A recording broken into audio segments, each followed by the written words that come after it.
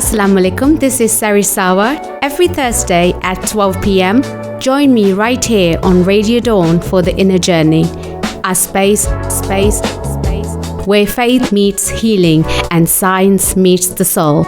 As a hypnotherapist and a life coach, I'll take you through powerful conversations, reflections, and tools to help you overcome challenges, find balance, and reconnect with your true self. So tune in every Thursday at 12 p.m. for the Inner Journey. With me, Sari Sawa, only on Radio Dawn. Your community, your voice, your connections.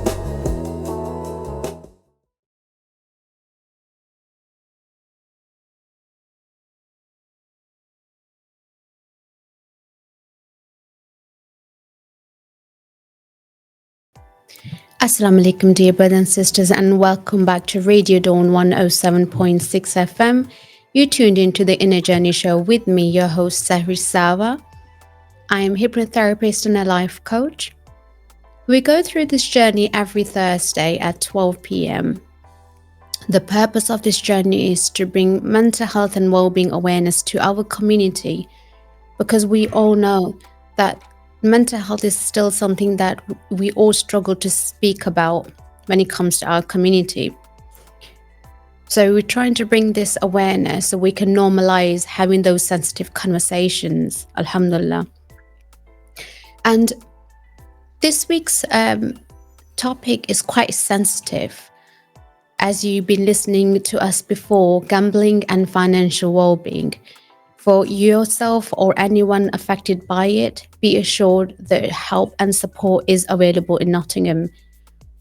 Today we are joined by the guest who will be able to walk us through with different kind of support and information that's available in Nottingham for people who are affected by this issue.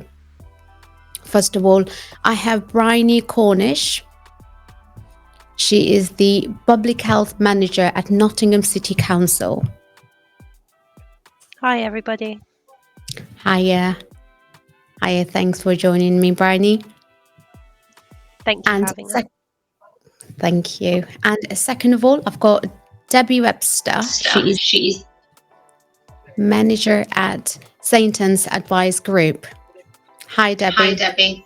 Hi, thanks for having me along this morning. Thank you for joining us. So we're going to start off with, again, the technical side of it, Bryony, because you're the manager at Nottingham City Council. First of all, we would like to thank you for, because you have had some feedback that people are actually already finding it quite useful. So they want to thank the Nottingham City Council to bring something like this to radio where people are listening. So just tell me a bit more about public health. Yeah, so public health is, we're based at Nottingham City Council, and we do a lot of work to help people of Nottingham to improve their health and well-being, and to be able to live longer but in good health. We've got a strong focus on helping to tackle health inequalities. So for people that might experience poorer health than others, we do a lot of work to support them and to improve their health and well-being. Great, thank you so much for that. And I know that you're more specified or more specialized in inclusion health. Tell me a bit more about that.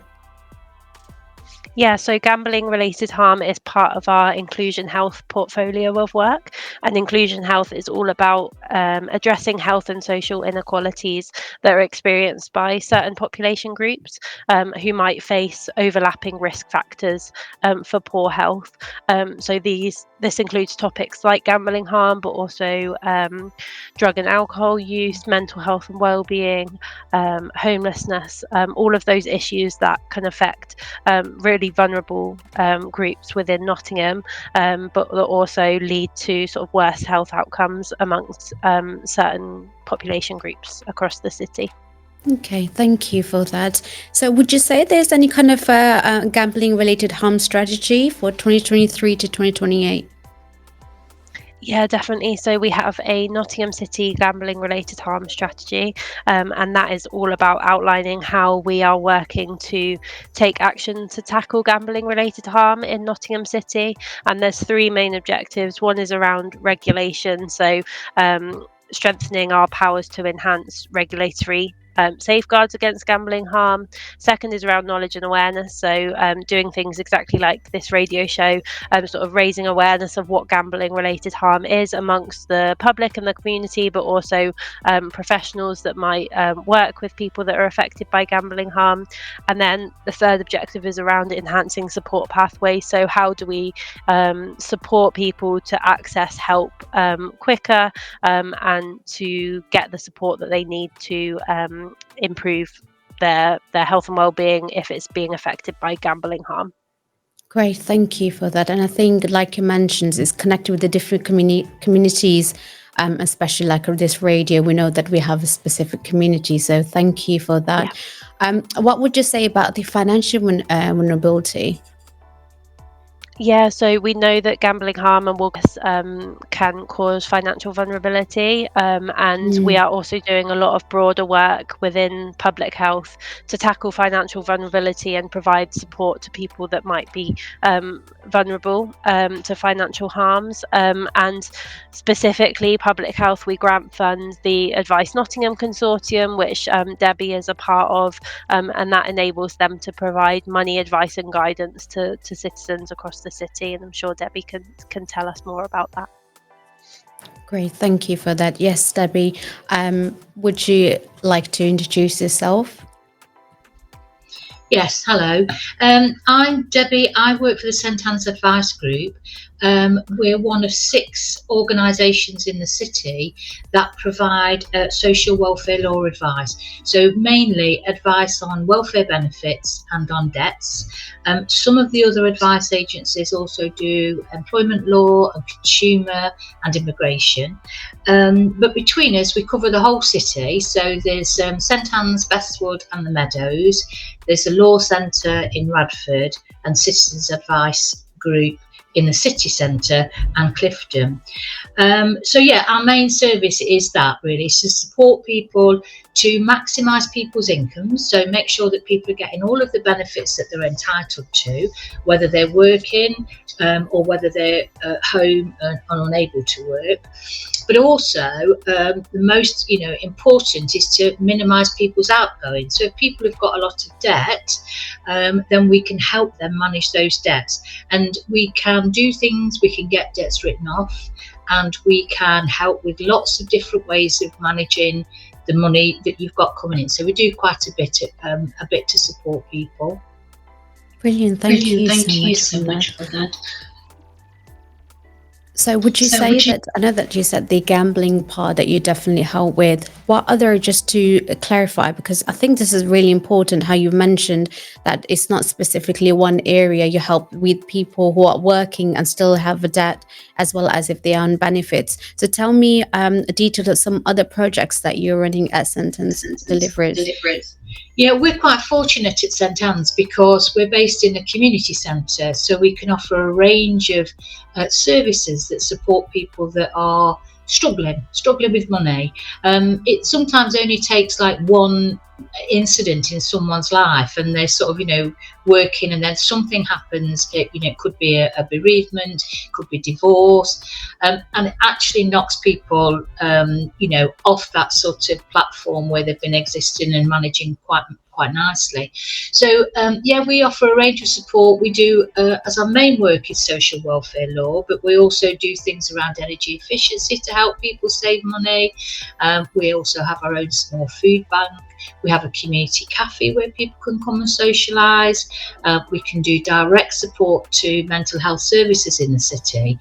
So we generally check with our clients whether they are struggling with poor mental health, and that could be caused by debts, because there's a real sort of link between being in debt and the stress that can put you under, and also when you've got poor mental health, that can also lead you to have financial difficulties in terms of perhaps not making the right financial choices, and perhaps not working full time, only working part time.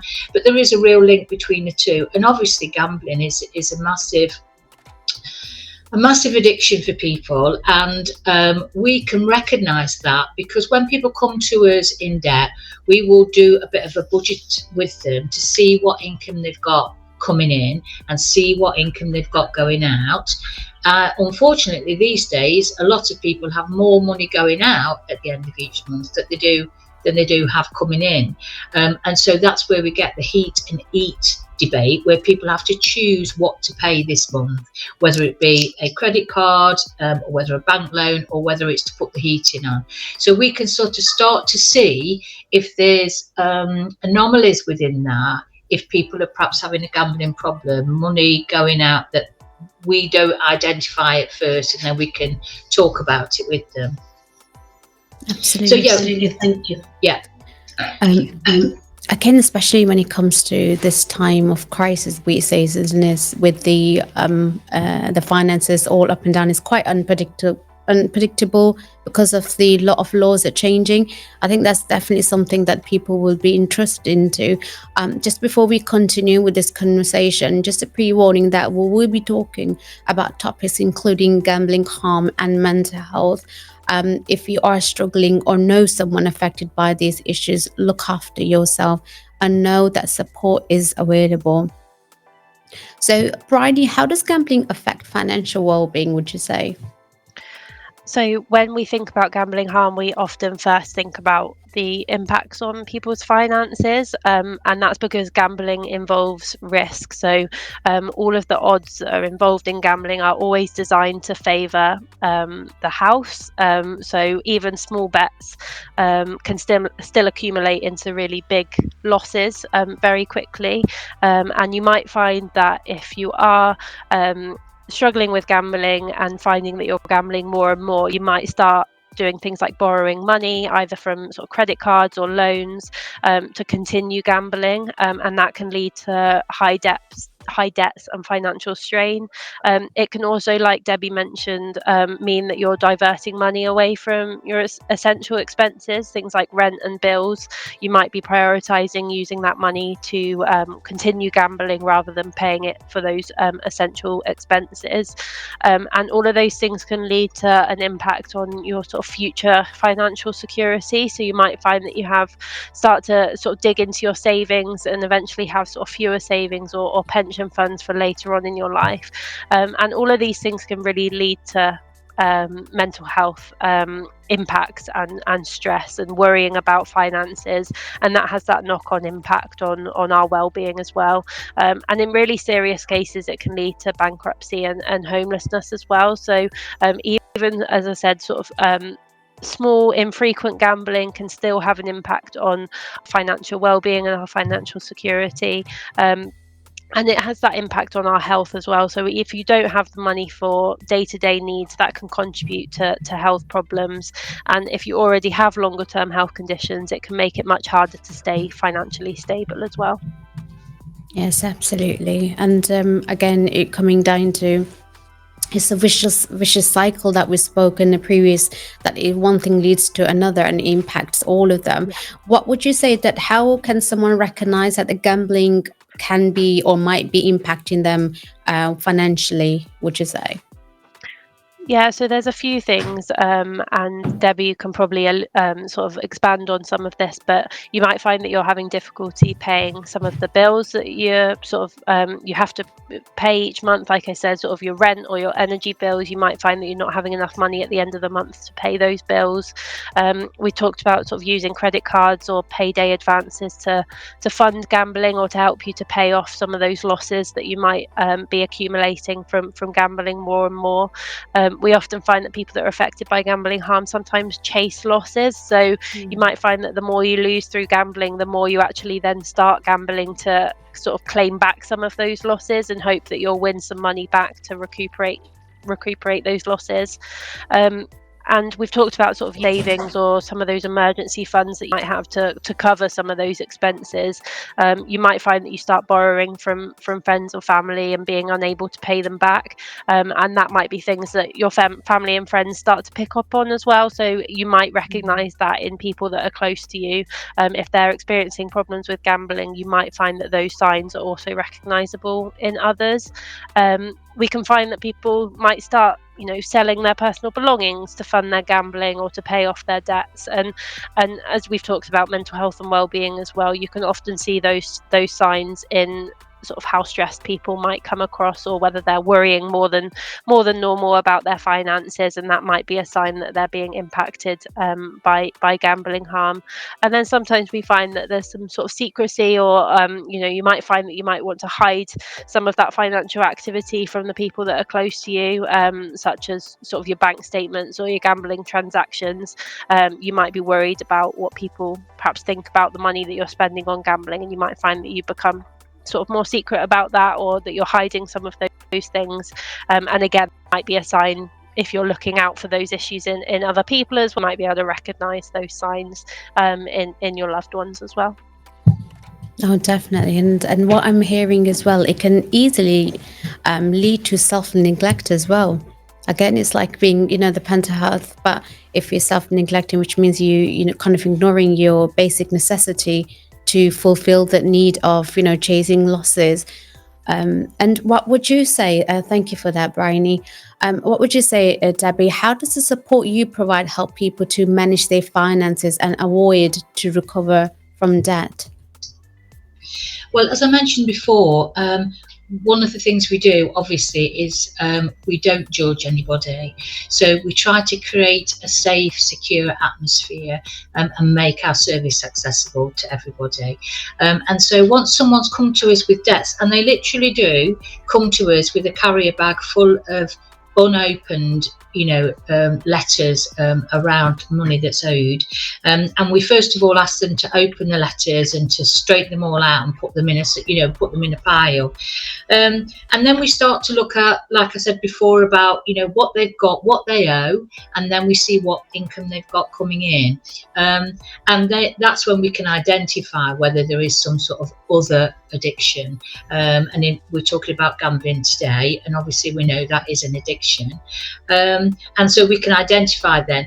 Obviously we can't give support for gambling addiction, but obviously we can make sure that they know the services that are available to them if they want to get help. But what we can do is do the very practical side of just sort of I always think of it like a weightlifter, like when they're lifting a really heavy weight off the shoulders, because people feel immensely relieved once they've opened the letters and they know what, sometimes it's not quite as bad as they think. But we can, straight away, we can put bailiffs on hold. So if you've got bailiffs knocking at your door, you don't have to let them in, but people feel very anxious about that. We can stop bailiff action. We can stop action for about 60 days to give us time to look at their debts, and then we can negotiate with the creditors. So we can negotiate with all of the people that they owe money to and say, look, this is the reality of this person's situation. They can't afford to pay you back at £200, £300 a month. All they can afford is this, and we make arrangements for affordable payment plans. If it's fairly extreme in terms of people have got a lot of debt, less than 50,000 or less, we can go for things like a debt relief order. There is quite a strict criteria for that, but if people are eligible, we can get that debt written off within 12 months. We can change people's lives literally overnight once people have taken that first step to come to a debt advice agency. If you go on the internet and put debts, you will get a series of companies that can manage debts for a fee. But the Advice Nottingham is funded by the Public Health and also by the Money Advice and Pension Service, and everything we do is for free. So that advice is out there, and yeah, it can make a big difference to people's lives. Just listening to it, I can feel the relief that people will feel. Especially like you mentioned that, it's a self-sabotage. Sometimes they have that fear of, we don't know what's in the letter. And once they open the letter, and when they know that they've got that support, does someone sit down and tell them, okay, we can get through it? And especially once you mentioned that, up to 50,000, or we can put the bailiffs on hold. And I think for people who are really struggling and have a fear, they can really feel a bit more at ease that the support is available. So, listening to this was making me feel such a great thing, because I can I can again tell out people, because we don't know these things exist in Nottingham. So Nottingham advice. Thank you so much for that, Debbie. Would you say, Debbie, is there any advice you can give about how you can have a supportive conversation with someone about money? Because as we mentioned, that is sometimes the judgment or the shame. So what would you say? How can we have that conversation? I think it's the same approach that we had towards people's mental health. We knew that a lot of people who come to see us are struggling simply because they haven't got enough money, and it becomes a real struggle to just exist every day. So we have a partnership with NHS Talking Therapies, where we can make direct referrals for people who are struggling, and they can make direct referrals to us, and that works extremely well. So if they're seeing a patient, and the patient identifies that they've got a finance problem, they can make a direct referral to the advice centre, and that's fantastic. So yes, we've done. So the approach is the same. We ask people, how's your mental health today? How are you doing? And people aren't at all offended. They're really quite happy for someone to ask. And some of them say, actually, I'm okay, I'm fine, just need to get this sorted. And others will sort of break down and say, crikey, nobody's asked me that for years. So I think we need to take the same approach with money. It's always been one of these things you don't talk about. And really you should, because people they're really welcome if you say, how are you? Can I ask you about your money? Is everything okay? And people sometimes will say, yeah, everything's absolutely fine. Or they'll say, well, actually, I do have some problems. And then, that's the first thing. Ask that question. Obviously, you are not going to be the person that can advise them. Don't sort of give them advice about what to do about it. Let the bailiffs in or whatever. Say that you can share with them the knowledge where they can go and get help and support, and that's the assist part. And then the act part is actually to signpost them onto other services.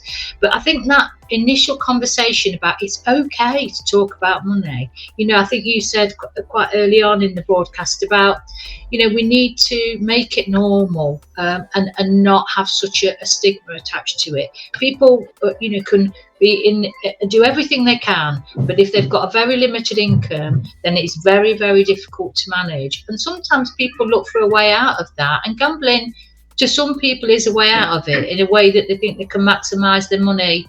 But then it can get much more serious than that, because it comes about the actual gambling as opposed to winning, really. Yes. It's the coping mechanism, isn't it? So some people use the coping mechanism of trying to get away from their problems and issues. And I think especially money is something that's quite becoming a big thing because of the crisis and everything. So definitely that's something, again, thank you. So Bryony, what would you say? How can people seek help for themselves or others?